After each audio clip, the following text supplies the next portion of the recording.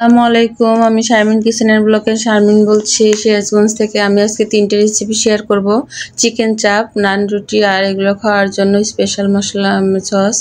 তো আমি প্রথমে ব্রয়লার চিকেন নিয়েছি 3 পিস, 2টা লেগ পিস, একটা চেস্টের পিস। তো পিসগুলো আমি ভালো করে কেটে সুন্দর করে নিয়েছি। তারপরে এখন শিলপাটায় থেতো করে নিব। নিয়ে দেখেন আমি সব মশলাগুলো বেটে নিয়েছি। এখন এগুলো দিয়ে দিব একে একে। টক দই দিয়েছি 2 চামচ, আদা বাটা 1 চামচ, রসুন বাটা 1 চামচ, সরিষা বাটা 1 চামচ। সরিষা বাটাটা কিন্তু দিতেই হবে।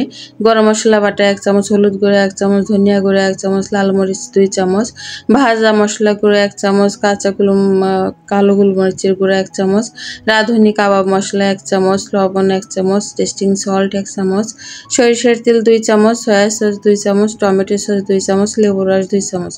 সবকিছু দিয়ে আমি মশলাগুলো ভালো করে মেখে নিয়েছিলাম, কারণ মশলা মাখানো ভালো হলে মাংসটার ভিতরে ভালোভাবে ঢুকে যাবে। তারপরে আমার মনে হলো একটু মরিচের গুঁড়ো বেশি দিয়ে বা আরও একটু ভালো লাগবে, তার মরিচের গুঁড়ো দিয়ে দিলাম। তো এগুলো দিয়ে আমি ভালোভাবে নেড়ে চেড়ে, মনে হচ্ছিলো টক দই একটু কম হয়েছে, সেটাও দিয়ে দিলাম।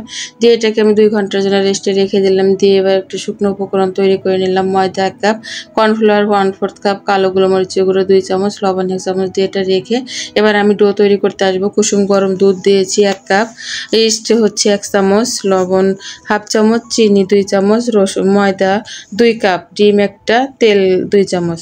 এগুলো দিয়ে আমি সুন্দর করে আমি একটা ডো তৈরি করে নেব।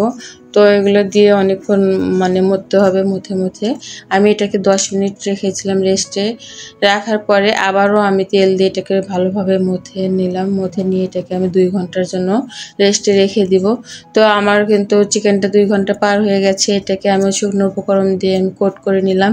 নিয়ে আমি তেল গরম করতে দিয়েছিলাম। এটাকে খুবই সুন্দর করে আমি ভেজে নিলাম ধীরে ধীরে। ভালো করে ভাজলে এটা খেতে অনেক মজা লাগবে। তো আমার চিকেন ভাজা কিন্তু হয়ে গেছে। এখানে আমি কিছু পেঁয়াজ অল্প একটু আদা ভাজা করে রেখে দিলাম। আর হচ্ছে আমি ঝাল একটা সস কিন্তু তৈরি করে নিলাম।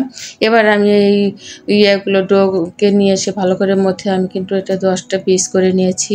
তো এটা কিন্তু নান রুটিটা আমি ভাজতেছি। এটা কিন্তু আপনার একটা ঢাকনা দিয়ে ঢেকে ঢেকে ভাজতে হবে, তাহলে রুটিটা অনেক বেশি সফট হবে আর নরম হবে। রুটিগুলো এত সফট আর নরম হয়েছে, আমার নিজের কাছে অনেক ভালো লাগছিল দেখতে। তারপর আমি এবার সস বানাতে চলে আসব। তো সিদ্ধ ডিম নিয়েছি একটা, রসুনের কোয়া 5টা, লবণ 1/2 চামচ, আর চিনি দিয়েছি 2 চামচ, গুঁড়ো দুধ 2 চামচ, দিয়ে ভিনেগার 1 চামচ দিয়েছি।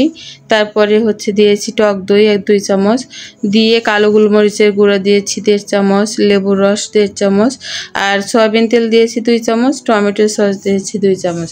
এগুলো সব কিছু দিয়ে আমি ভালো করে ব্লেন্ডারে করে আমি এই যে সস বানিয়ে নিচ্ছি। এই সসটা খেতে এত দারুণ হয়েছিল। ভিডিওটা ভালো লাগলে অবশ্যই লাইক, কমেন্ট, শেয়ার করে দেবেন, দিয়ে আমাদের পাশে থাকবেন।